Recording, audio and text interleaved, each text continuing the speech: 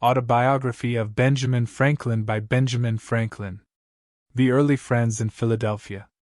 Block K. Eimer and I lived on a pretty good familiar footing, and agreed tolerably well, for he suspected nothing of my setting up.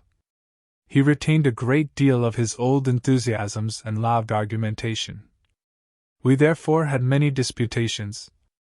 I used to work him so with my Socratic method, and had trepanned him so often by questions apparently so distant from any point we had in hand, and yet by degrees led to the point, and brought him into difficulties and contradictions, that at last he grew ridiculously cautious, and would hardly answer me the most common question, without asking first, "What do you intend to infer from that?"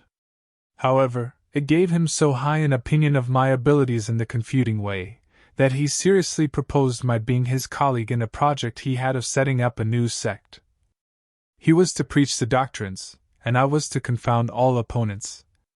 When he came to explain with me upon the doctrines, I found several conundrums which I objected to, unless I might have my way a little too, and introduce some of mine. Keimer wore his beard at full length, because somewhere in the Mosaic law it is said, "Thou shalt not mar the corners of thy beard." He likewise kept the seventh-day, Sabbath, and these 2 points were essentials with him. I disliked both, but agreed to admit them upon condition of his adopting the doctrine of using no animal food. "I doubt," said he, "my constitution will not bear that." I assured him it would, and that he would be the better for it. He was usually a great glutton, and I promised myself some diversion in half-starving him. He agreed to try the practice, if I would keep him company. I did so, and we held it for 3 months.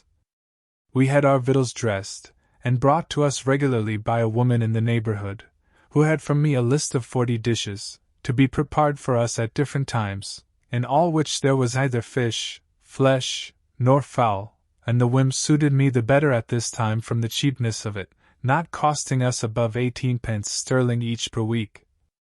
I have since kept several Lents most strictly, leaving the common diet for that, and that for the common, abruptly, without the least inconvenience, so that I think there is little in the advice of making those changes by easy gradations. I went on pleasantly, but poor Keimer suffered grievously, tired of the project, longed for the flesh pots of Egypt, and ordered a roast pig. He invited me and 2 women friends to dine with him, but, it being brought too soon upon table, he could not resist the temptation, and ate the whole before we came. I had made some courtship during this time to Miss Red. I had a great respect and affection for her, and had some reason to believe she had the same for me. But, as I was about to take a long voyage, and we were both very young, only a little above 18, it was thought most prudent by her mother to prevent our going too far at present, as a marriage, if it was to take place, would be more convenient after my return, when I should be, as I expected, set up in my business. Perhaps, too, she thought my expectations not so well founded as I imagined them to be. My chief acquaintances at this time were Charles Osborne, Joseph Watson, and James Ralph, all lovers of reading.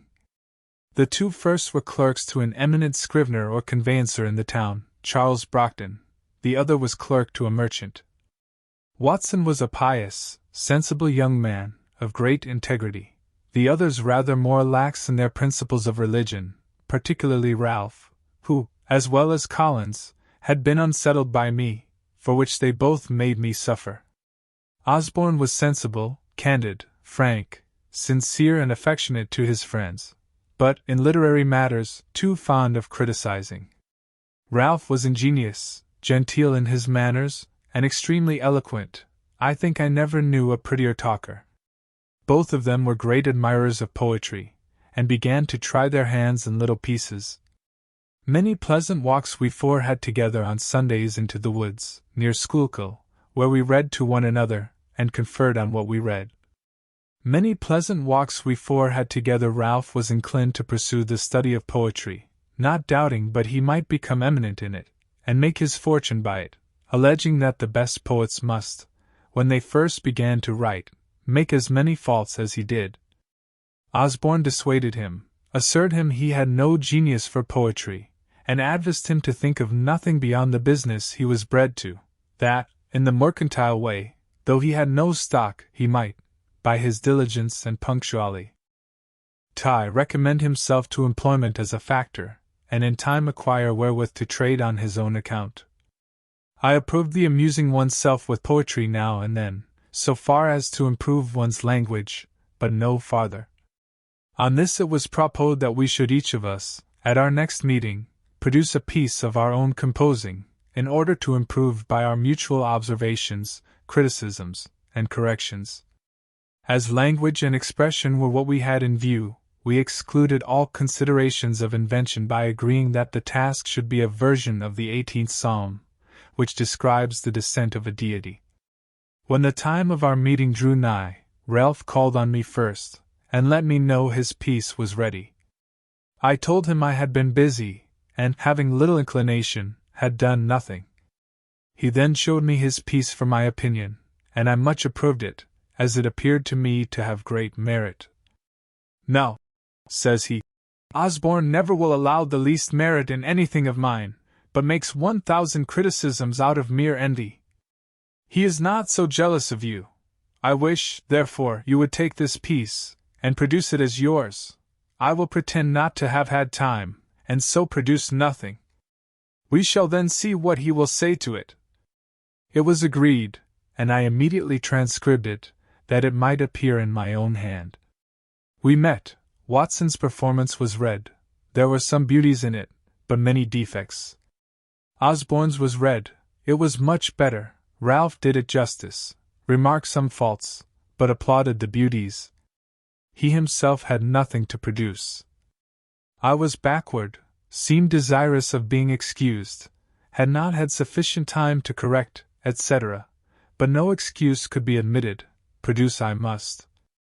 It was read and repeated. Watson and Osborne gave up the contest, and joined in applauding it. Ralph only made some criticisms, and proposed some amendments, but I defended my text. Osborne was against Ralph, and told him he was no better a critic than poet, so he dropped the argument.